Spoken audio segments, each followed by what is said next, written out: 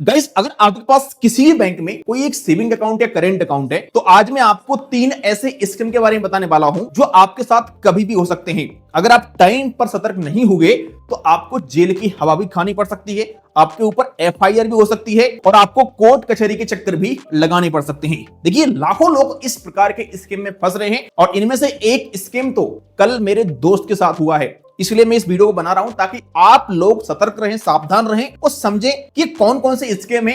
Actually ये scheme देखने में नहीं लगता है कि ये स्कीम है, लेकिन जब हमारे साथ स्कीम हो जाता है उस टाइम पर हमें मालूम चलता है और जब तक लोग समझ पाते हैं कि हमारे साथ ये स्कीम हो गया है तब तक बहुत देरी हो चुकी होती है। चलिए स्टार्ट करते हैं इस वीडियो को, समझते हैं कौन कौन से वो स्कीम है जिनसे आपको हमेशा सतर्क और सावधान रहना चाहिए। नमस्कार, मेरा नाम मनीष प्रजापति। आप सभी का एक बार फिर से वेलकम एक न्यू वीडियो में। चैनल पर अगर आप पहली बार आए सब्सक्राइब कर देना, वीडियो पसंद आता है तो एक लाइक जरूर कर देना। इनमें से पहला स्कीम जो आजकल मार्केट में फैल रहा है वो है फेक लोन एप्लीकेशनों का। देखिए, जब किसी व्यक्ति को लोन की आवश्यकता पड़ती है तो बैंक में लोन लेने जाता है। जब बैंक में लोन नहीं मिलता है किसी कारण से तो फिर वो प्ले स्टोर से बहुत सारी एप्लीकेशनों से लोन लेने के लिए अप्लाई करता है। लेकिन प्ले स्टोर पर अधिकांश जो एप्लीकेशन है वो आरबीआई से रजिस्टर्ड है, एनबीएफसी कंपनी है, तो उनकी कुछ गाइडलाइंस फॉलो करनी पड़ती है। हमें सिविल स्कोर अच्छा होना चाहिए हमारा, कई एप्लीकेशन में कुछ इनकम प्रूफ देना पड़ता है, हमारी हिस्ट्री अच्छी होनी चाहिए, टाइम पर हमने फ्यूचर में जो लोन लिया है कभी उसका पेमेंट किया हो। अगर कोई व्यक्ति को लोन नहीं मिलता है किसी एनबीएफसी कंपनी से या किसी एप्लीकेशन से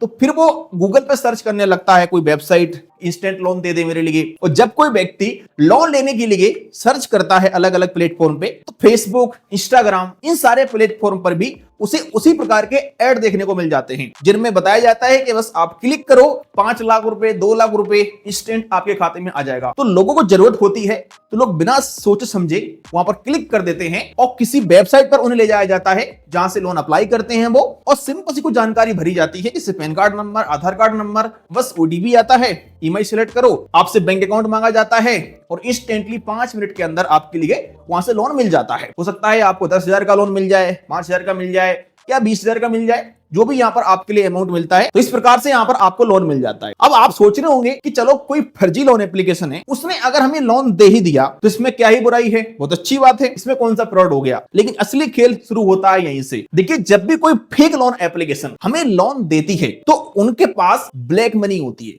उनके पास फ्रॉड का पैसा होता है। आजकल मार्केट में बहुत सारा स्कैम होता है, आप जानते हैं, किसी से ओटीपी ले लिया, उसका पैसा निकाल लिया, स्टॉक मार्केट से फ्रॉड कर लिया, अलग अलग तरीके से लोग फ्रॉड करते रहते हैं। और जो फ्रॉड का पैसा होता है तो एक्चुअली में इस पैसे का फ्रॉड लोग क्या करते हैं, बैंक से निकाल नहीं पाएंगे, एटीएम पे विड्रॉल करने जाएंगे तो पकड़ जाएंगे, तो वो लोग क्या है अलग अलग अकाउंट में ट्रांसफर करके और इस ब्लैक मनी को अलग अलग कंपनियों को, जो फर्जी कंपनी आजकल मार्केट में लोन वगैरह की, इनको सेल कर देते हैं 50% डिस्काउंट पे, 30% डिस्काउंट में। जैसे अगर 10 लाख रुपए फ्रॉड का है तो वो 5 लाख रुपए में ही मिल जाएगा। तो इस तरीके से कंपनियां उस पैसे को खरीद लेती हैं। और जब कोई व्यक्ति फेक लोन एप्लीकेशनों से लोन अप्लाई करता है तो अधिकतर फेक लोन कंपनियां वही फ्रॉड वाला पैसा कस्टमर के अकाउंट में डाल देती हैं। कस्टमर को लगता है कि बहुत अच्छी बात है, मुझे तो लोन मिल गया इंस्टेंट। हाँ, आपको लोन मिल गया, आप उस पैसे को निकाल सकते हैं, यूज कर सकते हैं। लेकिन कुछ ही टाइम के बाद आपके लिए मालूम चलता है कि मेरे ऊपर एफआईआर हो गई है, घर पे कोई लीगल नोटिस आ गया है पुलिस की तरफ से, या फिर गिरफ्तार करने के लिए थाने से पुलिस आ गई है। उस समय समझ में नहीं आता है कि भाई ये सब क्यों हो रहा है, जब उसे मालूम चलता है कि आपके अकाउंट में फ्रॉड का पैसा आया है। देखिए, हमारे इंडिया में रूल के हिसाब से अगर किसी व्यक्ति के साथ फ्रॉड होता है तो व्यक्ति कंप्लेंट कराता है या फिर एफआईआर कराता है और पुलिस उस एफआईआर के आधार पर उस व्यक्ति का पैसा जितने अकाउंटों में गया है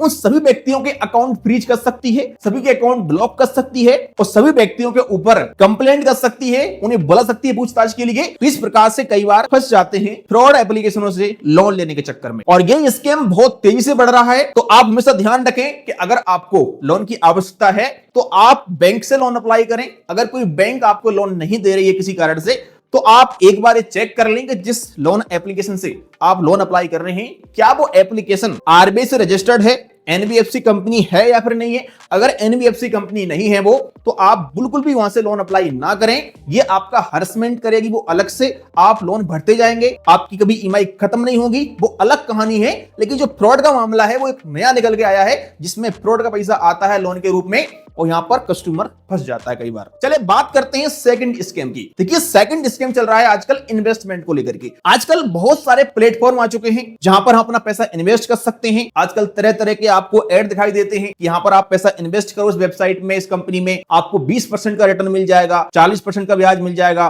कुछ कंपनियां वादा करती हैं कि हम आपका 2 साल के अंदर, 1 साल के अंदर पैसा डबल कर देंगे। तो कुछ भोले भाले लोग यहाँ पर फंस जाते हैं और अपना पैसा वहां पर इन्वेस्ट कर देते हैं। आजकल अलग अलग एप्लीकेशन भी आ चुके हैं मार्केट में इस प्रकार के, जो कि सेबी से रजिस्टर्ड नहीं है। ध्यान रखना, कोई भी एप्लीकेशन अगर इन्वेस्टमेंट करा रही है आपसे, तो उसके पास सेबी का लाइसेंस होना चाहिए। जितने भी स्टॉक मार्केट के एप्लीकेशन है जो कि वेरीफाई एप्लीकेशन है, वो सारे सेबी से रजिस्टर्ड हैं। जिस प्रकार से लोन एप्लीकेशनों को आरबीआई वेरीफाई करती है, उसी प्रकार से इन्वेस्टमेंट एप्लीकेशनों को, इन्वेस्टमेंट कंपनियों को हमारे इंडिया में सेबी वेरीफाई करती है। बट आजकल बहुत सारे फ्रॉड एप्लीकेशन हैं, तो कुछ परसेंट लोग वहां पर फंस जाते हैं और वहां पर वो अपना 1 लाख रुपए, 2 लाख रुपए, 10 लाख रुपए डाल देते हैं। और कुछ एप्लीकेशन इस प्रकार का वादा करती हैं कि हम आपको हर महीने या फिर जो है हर तिमाही में, 6 महीने में जो आपका ब्याज होगा वो आपके अकाउंट में दे देंगे, और आपका प्रॉपर ब्याज आता भी है इस प्रकार से। लेकिन वही वाली कहानी आ जाती है कि जो फ्रॉड का पैसा होता है वो आपके अकाउंट में आता है। आपने अपना जो पैसा इन्वेस्ट किया है वो तो रियल मनी है, लेकिन जब आप उस एप्लीकेशन से विथड्रॉल लगाएंगे अपना, वो पैसा आएगा आपके अकाउंट में या फिर आपका ब्याज आ रहा है, तो वो वहां पर फेक मनी होती है। यानी कि जो फ्रॉड का पैसा होता है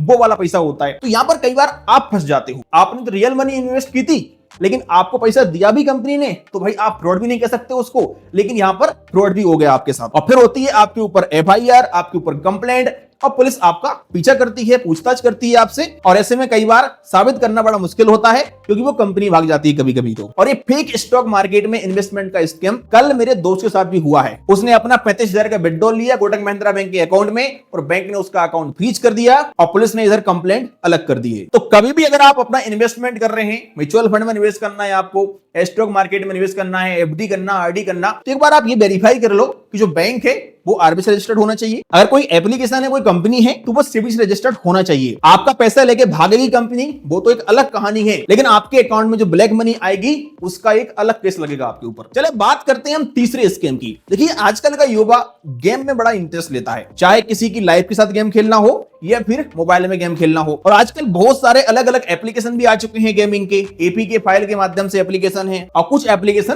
प्ले स्टोर पर भी अवेलेबल है। तो जो गेम खेलने के लिए हम किसी एप्लीकेशन में, किसी वेबसाइट में डिपॉजिट करते हैं, वो हम रियल मनी डिपॉजिट करते हैं अपने अकाउंट से। लेकिन जब हम पैसा जीतते हैं, तो जो गेमिंग एप्लीकेशन है, गेमिंग कंपनी जो हमको पैसा देती है वापस अकाउंट में विथड्रॉल लगाने के बाद, वो होती है ब्लैक मनी। अधिकतर गेमिंग एप्लीकेशन की वजह से लोगों के अकाउंट फ्रीज हो रहे हैं, और वही वाली ब्लैक मनी जो फ्रॉड का पैसा है वो ये लोग खरीद लेते हैं, और फिर जब कोई व्यक्ति इनके प्लेटफॉर्म पर पैसा जीतता है तो वही पैसा ये लोग उनके अकाउंट में ट्रांसफर कर देते हैं। तो पुलिस कई बार फिर आपके अकाउंट को भी ब्लॉक कर देती है और आपके ऊपर कंप्लेंट हो जाती है, और कई बार आप बड़ी मुसीबत में फंस जाते हैं। आपको अगर यकीन नहीं होता है तो मैंने इस पर एक वीडियो बनाया था कि गेमिंग ऐप की वजह से लोगों के अकाउंट फ्रीज होते हैं।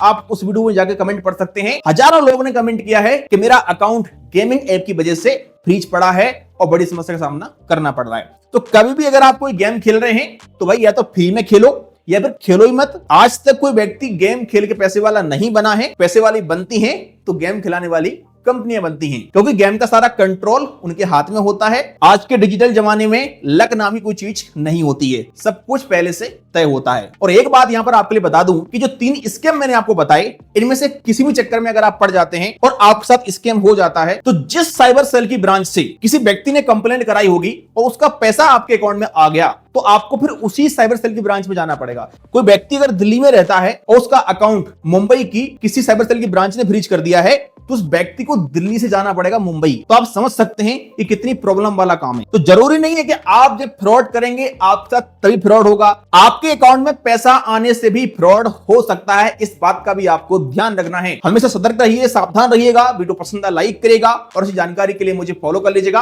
वीडियो पसंद है लाइक करेगा। चले मिलते हैं किसी नेक्स्ट वीडियो में।